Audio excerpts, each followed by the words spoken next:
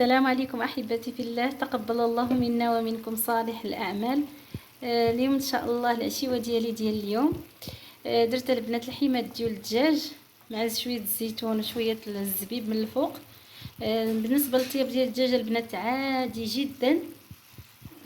المهم التوابل العاديه، انا ما كنديرش البنات داك الحرقوم الملون نهائيا. المهم البنات هذا هو الطويجين ديالي. قليت الدجاج مع شويه ديال البصله، انا ما درتش البصله من الفوق لانها غير غتبقى مع ان شاء الله. غادي نرافقها مع شويه ديال الخضره، غادي نشرملها وغادي نرافقها معاه بطبيعه الحال كويس ديالها حتى يرضاه. هذا البنات هذا هو العشيوه ديالنا ديال اليوم. نتمنى ان شاء الله تنال الاستحسان ديالكم وتعجبكم، والسلام عليكم ورحمه الله تعالى وبركاته.